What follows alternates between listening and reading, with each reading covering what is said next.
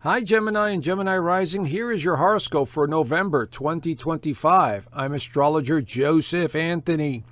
All right, we have a weird month this month because there's going to be several planets that go retrograde, and your ruler, Mercury, is going to be one of them. Okay? And what I mean weird is the energy is like taking us back into the past, but yet there might be some optimism in the air at the same time because of Mars being in Sagittarius. And so for many of you that are either a sun sign Gemini or a rising sign in Gemini, this is a general sun sign reading using the tropical whole house system, the Western astrology. And again, it's still going to be accurate, 75% accurate. But your birth chart will be much more accurate because you could see the alignments, your birthday alignments, where you live. And this is why we have to do general overviews. But you could see here they're all 0 degrees, equal houses. And we could see where the planets are moving. And this gives us an idea as astrologers of the themes that are taking place in that area of your life. And again, it has to be very basic. All right. So anyway, let's dive in and talk about what's going on here. Yes, there's going to be retrogrades. Jupiter's going to go retrograde. Uranus, which is in Gemini, is going to go retrograde back into Taurus for the last time. And so that's going to be really interesting. But we start off here with Mercury slowing down to go retrograde this month. And it's actually going to go retrograde around, about the 9th or so. All right, we'll get to that in a little bit. But we start off the month with the Sun and Mars, both in Scorpio, in the 6th house, which has a lot to do with work and service and health and taking care of yourself or taking care of others. So each month we look at the Sun and where it's going. And that usually gives us a really good idea of the kind of energy we have influencing that sign. So the 6th house is about responsibilities. It's about health matters, daily routine, things pertaining to perfection, getting things perfect, and so on. Okay. And then we also have Venus that's going to be leaving the 5th house and going into Scorpio as well. So the Scorpio energy theme of work and health and service is going to be really big this month for many of you. But we see right now, as we start off the month with Venus in the 5th house in Libra. So this should be a very social month for many of you. And so you might enjoy a lot of, spending time with others or just new creative projects in some way. But whatever it is, it's definitely going to take you into the past because of all of these planets going retrograde. So let's dive in and I'll give you a little bit better understanding of what's going on. Now, Mars is going to enter Sagittarius on the 4th right there. Now, Sagittarius is your opposite sign.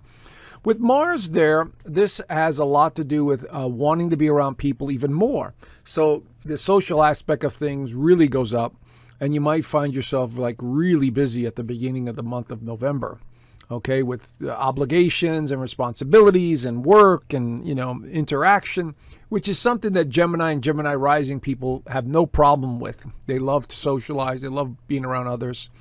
But there is an aspect that's going to take place as soon as it enters, and this is called an opposition in astrology. Mars is going to be opposing Uranus in Gemini. So there's an opposition. Now, this always brings up surprises with other people or some tension or, sudden change of plans. And there is that possibility here right around the beginning of the month with that Mars opposing Uranus. So be very wise, be very careful about the first 5 days of the month because it could be a little tricky. Also because the full moon is going to be in Taurus on the 5th, and that'll be at 13 degrees going up against the 6th and the 12th house. So there could be a realization of some kind having to do with a financial matter, could have something to do with a friendship or an acquaintance, could have something to do with someone else's health, maybe your own, maybe somebody that you live with, or a pet perhaps. The 6th house rules pets. But the moon is going to be highlighting the 12th house, and that's the deep psychological subconscious. That's the spirit realm. The 12th house is the spirit realm. And Taurus full moons are very spiritual in the 12th house. So you might find yourself really just evaluating, where am I going? What am I doing? What's life all about? What's this transition that we're going through right now? You may be questioning even more of that theme going on here. Now, of course, Taurus is associated with money, and so is Mars. The sun in Taurus. Not the sun in Taurus, but the sun going through Scorpio. Scorpio and Taurus are both the money houses or the money signs. And so we could see here that this could be something going on with financial matters as well, good or bad, depending on your birth chart. So that theme is also in the mix. Now we have Venus entering Scorpio, which again amps up that desire to make more money, put more effort in, partnerships, relationships, connections. This is all the general theme with Venus in Scorpio. But Venus in Scorpio could be very intense. Maybe you're up against people that are very shrewd and cunning, so you have to be careful about what you're doing, that kind of stuff.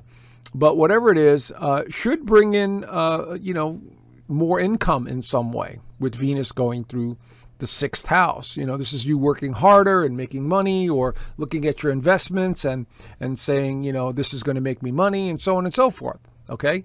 But it has a lot to do with relationships. So something that Gemini and Gemini rising love interacting with. Now, here on the 8th, we have Uranus going retrograde for the last time in Taurus. And this is a review process. So this is the first retrograde of a planet that's going to happen this month. We already have Saturn and Neptune already in the career sector, so bringing up things from the past, situations from the past.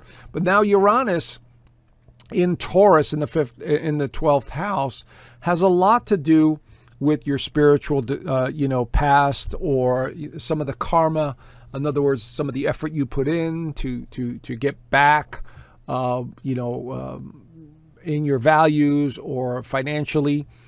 This is all a theme here. Now, the other thing that this could represent, Uranus and Taurus, as if you've been following me a while, especially on YouTube live videos I do every 2 weeks, I've been talking about there's going to be a new financial system. And we already know it's being implemented around the world already in, Europe and Australia, where they want everyone to get a digital ID, and they're going to tag you and basically control every aspect of your financial future by having to report every little thing based on your identification.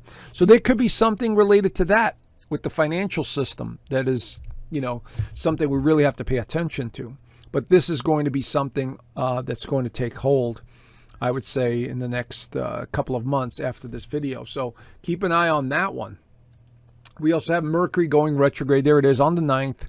There it is in stationary position in Sagittarius, your 7th house of relationship and other people. And so here we see reviewing the past, going back into the past, seeing people that you haven't seen in a long time. So there's definitely a very social month, but it has a lot to do with the past. Now, this could be something to do with people that have left your life. Like, why did that person leave, and what did they, why did they not see me in a certain way, and all of that stuff. The retrogrades bring us definitely into the past in our minds. Here's the other planet that's going retrograde. Jupiter is going retrograde. So now we have quite a few planets in retrograde, 5 to be exact. So Jupiter in Cancer definitely brings up the past as well. Cancer, Scorpio, and Pisces are all about the past. And as you can see here, this is the 5th planet, and this is about income and values, and also about family and feelings. So you have Jupiter, Mercury, Saturn, Neptune, and Uranus all in retrograde mode. It's difficult to move forward when you have that many planets, especially your ruler in retrograde here. So the past keeps resurfacing again. And this is why I said at the beginning of the video, it's a tricky month because of these retrogrades. So it's like you're not sure whether you're coming or going because of the energies pulling us back, and then it moves us forward and back and forth, and we feel like a yo-yo. But this has a lot to do with the next 4 months, having to do with your values, your money, your house, family matters in the 2nd house. Okay, so maybe you're going back to something you wanted to do before, and it's resurfacing and giving you an opportunity to do it.